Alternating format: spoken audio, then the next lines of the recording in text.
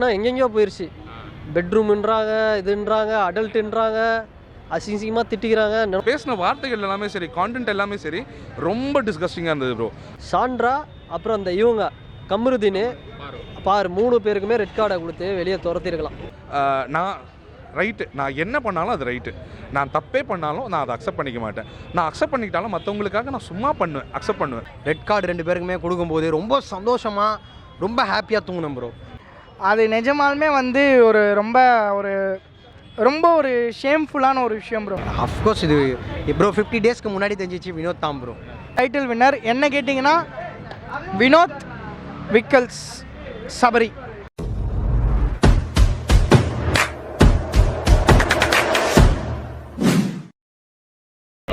Big pass வந்து இந்த season தான் வந்து நான் ஃபஸ்ட்டு சீசனுக்கு அப்புறம் வந்து பார்த்தேன், ரெகுலராக பார்த்தேன். அதுக்கப்புறம் என்ன ஆச்சுன்னா அப்படியே விட்டதுக்கப்புறம் தான் பார்த்தோம்னா இவ்வளோ கான்ட்ரவர்சி என்னென்னா எங்கெங்கேயோ போயிடுச்சு.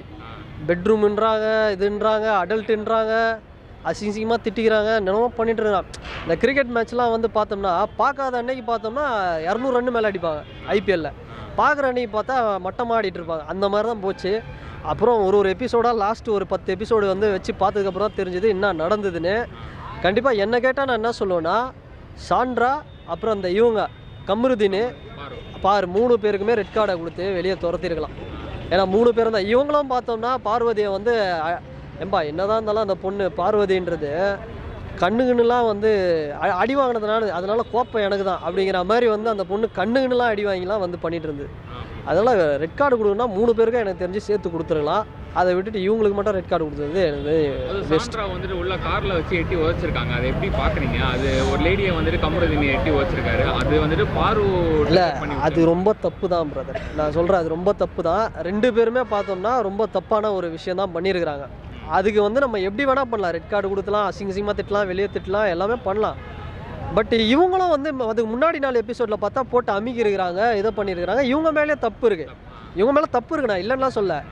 அவங்கள வந்து என்ன இப்போது அந்த காமருதீன்னு யார் ஸ்டார்ட் பண்ணா? ஃபஸ்ட்டு இவங்க தானே ஸ்டார்ட் பண்ணாங்க. அப்போ யார் மேலே தப்பு? இவங்க மேலேயும் தானே தப்பு இருக்குது.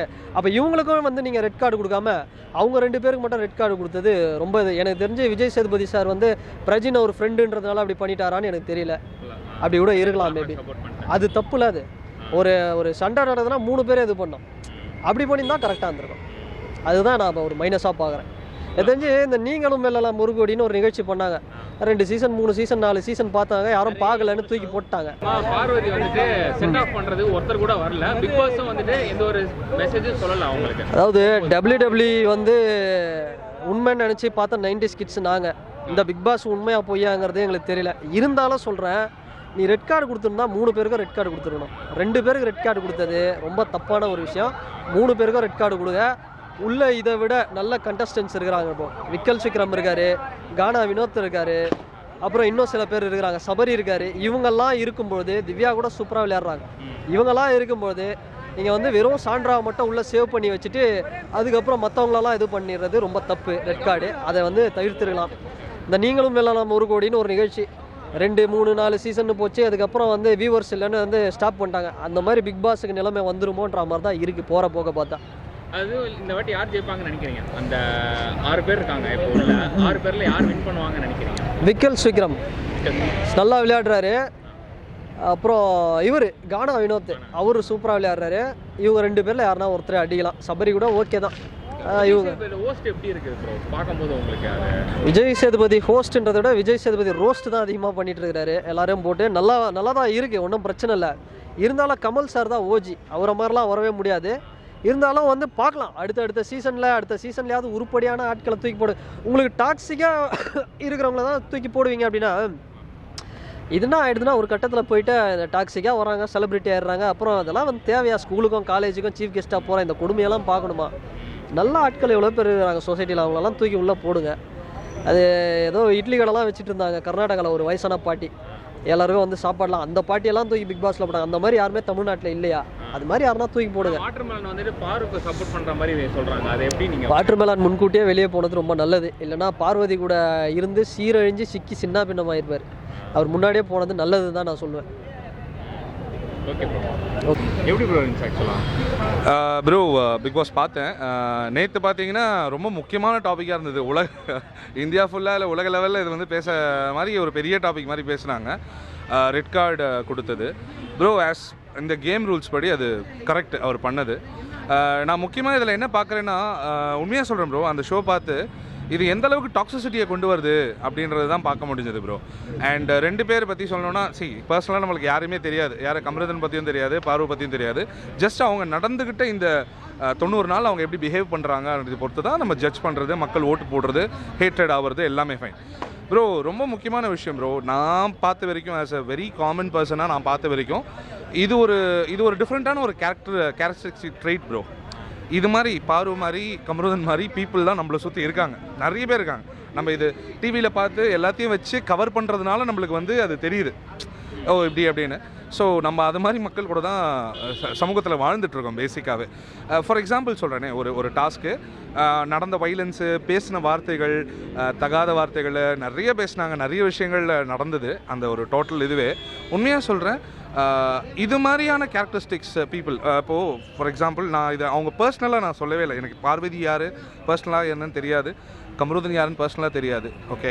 பட் அவங்க பிஹேவ் பண்ணது இந்த 90 நாள் அவங்க பிஹேவ் பண்ணது, கடைசியாக பிஹேவ் பண்ண ட்ரெயிட்ஸை பற்றி பார்க்கும்போது அது ஒரு ரொம்ப நார்சிஸ்டிக்கான பிஹேவியர் ப்ரோ. பேசிக்காக எப்படி சொல்கிறேன்னா, பார்வதி மாதிரி ஒரு பர்சன் அவங்க வந்து என்ன பண்ணுறாங்கன்னா, நான் ரைட்டு, நான் என்ன பண்ணாலும் அது ரைட்டு, நான் தப்பே பண்ணாலும் நான் அதை அக்செப்ட் பண்ணிக்க மாட்டேன், நான் அக்செப்ட் பண்ணிக்கிட்டாலும் மற்றவங்களுக்காக நான் சும்மா அக்செப்ட் பண்ணுவேன், நான் தப்பே பண்ண மாட்டேன். அவங்க மதர் கூட வந்துட்டு போனாங்க, அம்மா கூட வந்துட்டு போனாங்க. ஐ மீன் ஷி ஆல்சோ ஈவன் சப்போர்ட்டடுன்ற மாதிரி தான் இருந்தது. அவங்க வந்து ரொம்ப எதுவும் கேட்கல. எனக்கு எப்படி இருந்ததுன்னா, this is how people are grown up. சில பேர்லாம் வந்து அப்படி தான் வந்து சின்ன வயசுலேருந்தே குழந்தைங்களை வந்து என்ன பண்ணுறாங்கன்னா, நீ செய்கிறது எல்லாமே ரைட்டு தாம்மா, நீ பண்ணுறது எல்லாமே கரெக்டு தாம்மான்ற மாதிரி நம்ம வளர்த்துறதுனால அவங்க ஒரு பர்டிகுலர் இது சைக்கலாஜிக்கலாக சொன்னோன்னா, they go into a shell where I am always right. நான் எது பண்ணாலும் அது கரெக்டாக தான் இருக்கும். உலகமே எனக்கு எதிர்த்துனாலும், உலகமே நான் செய்கிறது தப்புன்னு சொன்னாலும் நான் ரைட்டு அப்படின்னு சொல்கிற ஒரு மென்டாலிட்டி, ஸ்ப்ளிட் பண்ணி யோசிக்கிறதான ஒரு இது கிடையாது. அந்த சம்பவத்துக்கு ஏற்ற மாதிரி நான் பண்ணது தப்பாக ரைட்டா அப்படின்னு ஊருக்காக நான் மன்னிப்பு கேட்குறேன், ஊருக்காக ஆமாம் நான் தப்பு தான் ஒத்துக்கிறேன்ற ஒரு மைண்ட் செட்டு. ஸோ ரொம்ப டீப்பாக இது பண்ணால் இது மாதிரியான டாக்ஸிசிட்டி வந்து நம்மளை சுற்றி இருந்துட்டு தான் இருக்குது, ஓகேங்களா.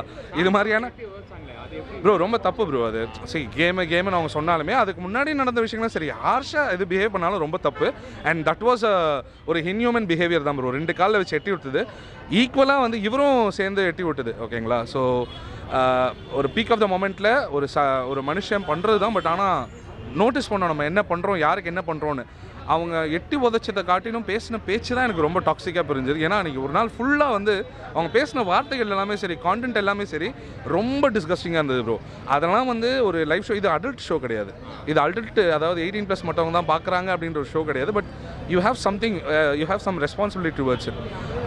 அதை வந்து என்ன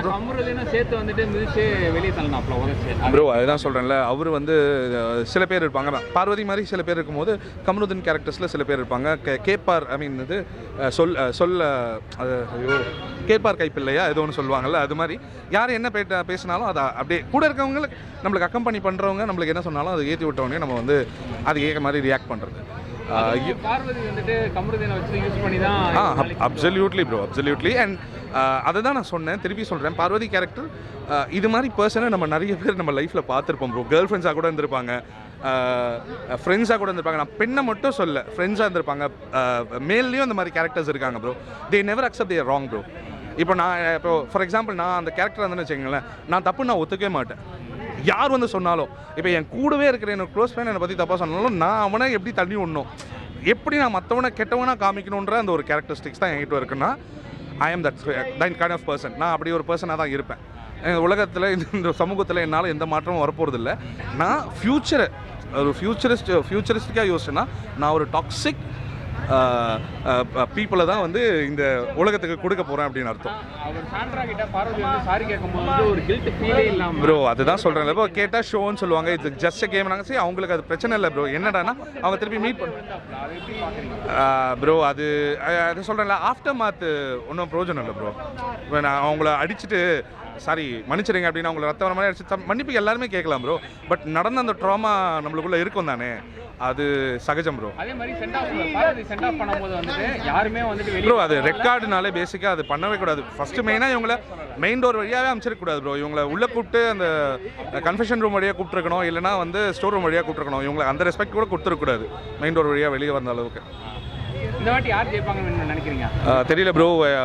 மை ப்ரெடிக்ஷன் would be கானா வினோத் இல்லைனா திவ்யா சபரி. இந்த 3 பேருக்குள்ளே தான் போட்டி அதிகமாக இருக்கும்னு நினைக்கிறேன்.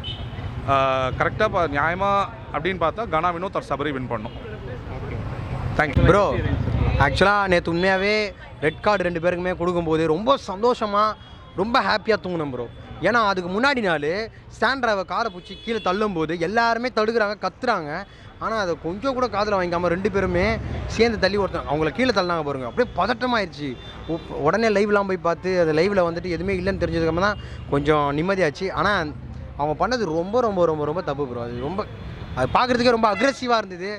என்னதான் ஒரு கேமாக இருந்தாலும் இப்படி பண்ணி தான் ஜெயிக்கணுமா அப்படிங்கிற மாதிரி.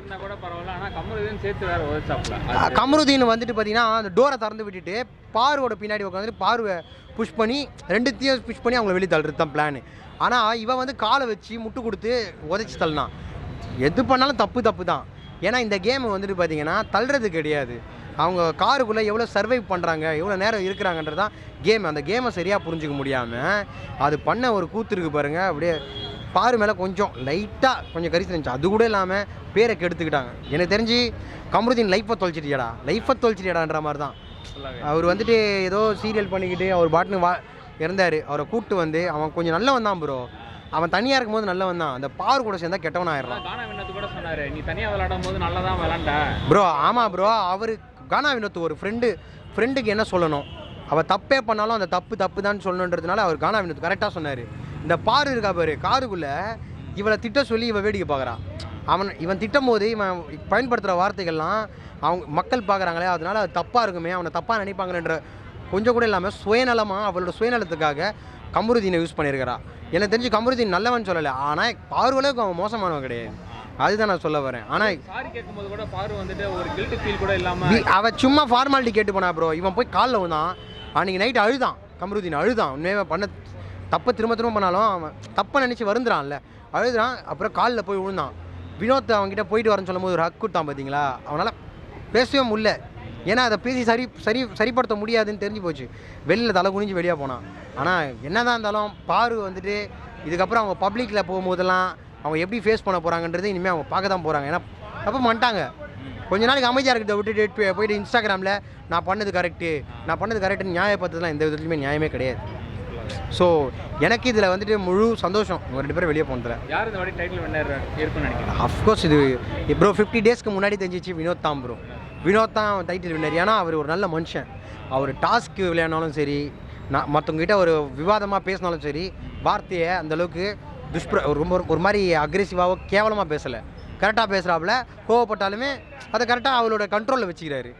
அதே மாதிரி அவர் ஜெம்மு ப்ரோ. அவர் யாருக்குமே துரோகம் நினைக்க மாட்டாரு, யாரையும் பின்னாடி பேசலை. அவர் நல்ல மனுஷனாக இருக்கிறாரு. அவர் நல்ல மனுஷனாக சந்தோஷமாக எல்லாருக்கிட்டையும் பழகுறாரு, எல்லாருக்கிட்டையும் நல்லா பேசுகிறாரு.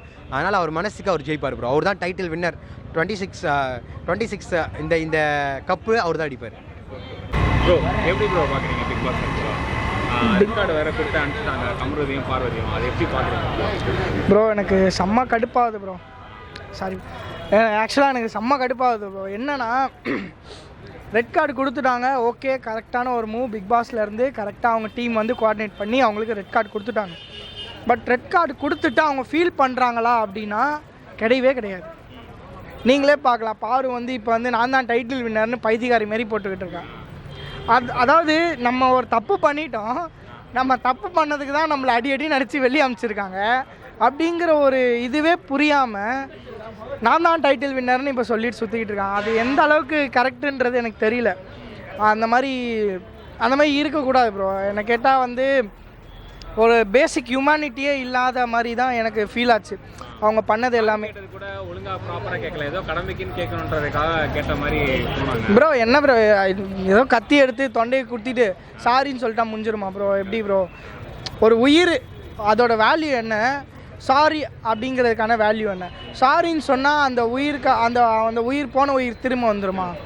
அவங்களுக்கு அங்கே என்ன வேணால் ஆகிருக்கலாம் கரெக்டாக. ஸோ அத்த காஸ் வந்து டக்குன்னு விக்கல்ஸு வினோத் காரில் வந்துட்டு மெடிக்கல் இருக்காங்க அப்படின்ற மாதிரி ஒரு சவுண்டாக பேசுனாங்க. அதை எப்படி பார்க்குறீங்க? ஆக்சுவலாக அவங்க எட்டி வச்சு கீழே தள்ளிட்டாங்க, அப்போ கூட மெடிக்கலில் இருக்காங்க, அவங்க பார்த்துப்பாங்க அப்படின்ற மாதிரி சுபிக்ஷாவையும் திவ்யாவையும் பார்த்து சொன்னாங்க. அது எப்படி ப்ரோ இப்போ நம்ம ஊரப்பட்ட ஹாஸ்பிட்டல் இருக்குது சென்னையில், நிறைய multi speciality super speciality hospital இருக்குது. அதுக்காக நம்ம பைக்கில் ஒரு 200 கிலோமீட்டர் ஸ்பீடில் போய் ஆக்சிடென்ட் ஆகி மண்டே கை காலை உடச்சிக்கலாமா? அந்த மாதிரி தான், அதே கதை தான். ஹாஸ்பிட்டல் இருக்குன்றதுக்காக வண்டியில் போய் ஆக்சிடென்ட் பண்ணி நம்மளே வந்து போயிட்டு ஆக்சிடென்ட் பண்ணலாமா? யாருமே இங்கே வந்து அதுக்காக வண்டி ஓட்டணும் அப்படின்லாம் ஓட்ட மாட்டாங்க. சேம் தான் இதுக்கும். அதாவது இந்த மெடிக்கல் டீம் இருக்காங்க அப்படிங்கிறதுக்காக அவங்கள எட்டி உதைக்கலாம், அவங்கள வந்து ஃபிசிக்கலாக ஹர்ட் பண்ணலாம் அப்படிங்கிறது அது ரொம்பவே வந்து இட்ஸ் இன்ஹியூமன் ப்ரோ. என்ன கேட்டால் அது வந்து ரொம்ப ஒரு ஒரு ஒரு ஹியூமானிட்டின்ற ஒரு விஷயமே அந்த இடத்துல இல்லை ப்ரோ. இப்போ அந்த இடத்துல ஹியூமானிட்டிங்கிறது யாருக்கு இருக்குதுன்னு என்ன கேட்டிங்கன்னா, வினோத், விக்கல்ஸ் அண்ட் சபரி 3 பேருமே ஆக்ஷன் எடுத்து டக்குன்னு அவங்கள தூக்கிட்டு போயிட்டு பிக் பாஸ் இதுக்கிட்ட வச்சு ப்ரோ அதுதான் ப்ரோ எக்ஸாக்ட் அதாவது எப்படி சொல்கிறதுனா அதுதான் கரெக்டான ஒரு ஸ்போர்ட்ஸ்மேன்ஷிப்புன்னு சொல்லுவாங்க. அதுதான் கரெக்டான ஒரு ஸ்போர்ட்ஸ்மேன்ஷிப். நீ என்ன தான் கேம் ஆடிக்கிட்டு இருந்தாலும் உனக்கு கூட இருக்கிற உன்னோட சக போட்டியாளருக்கு வந்து ஒரு பிரச்சனை அப்படின்னும் போது எனக்கு போட்டியே வேணாண்டா, அந்த போட்டியாளர் தான் முக்கியம் அப்படின்னு நினச்சிட்டு அவர் கார்லேருந்து இறங்கி போனார்ல, கண்டிப்பாக அவர் வந்து கண்டிப்பாக டைட்டில் வின்னருக்கு டிசர்விங் நான் சொல்லுவேன். என்ன கேட்டால் அவர் ஃபைனலுக்கு போனால் எனக்கு ரொம்ப ஹாப்பி ப்ரோ. ஆமாம், சபரி, வினோத் அண்ட் விக்கல்ஸ் 3 பேரில் யார் டைட்டில் வின்னர் ஆனாலுமே எனக்கு ஹாப்பி தான். அண்ட் இன்க்ளூடிங் வந்து நம்ம பார்த்திங்கன்னா கூட, அதாவது இந்த கான்வோ ஸ்டார்ட் ஆனதே பார்த்திங்கன்னா கம்ருதீன் தான். அவங்க பாட்டு சும்மா உக்காண்ட்ருந்த சாண்ட்ராவை வந்து ஸ்கேம்ட்ரா அப்படிங்கிற மாதிரி வார்த்தையெல்லாம் சொல்லி திட்டி வம்புக்கு இழுத்தாங்க. அப்படி சொல்லவே தான் அவங்களுக்கு வந்து பதிலுக்கு வந்து காமருதீன் அப்புறம் பொறுக்கி பாரு சம்திங் ஏதோ ஒரு வேர்டு யூஸ் பண்ணி அவங்க பதிலுக்கு பேசினாங்க. அந்த கான்வர்சேஷன் ஸ்டார்ட்டே ஆகலைன்னா இங்கே ஒரு இப்படி விஷயம் நடந்திருக்காது, அவங்க ரெட் கார்டு கொடுத்துருக்க மாட்டாங்க. ஸோ எனக்கு தெரிஞ்சு அந்த கான்வோ ஸ்டார்ட் ஆனது ஒரு வகையில் நல்லது. அதாவது தன்னோட தலையில் தானே மண்ணை வாரி போட்டுக்குவாங்க அப்படி சொல்லுவாங்க தெரியுமா, அதுதான் கமருதீனோட வேலை.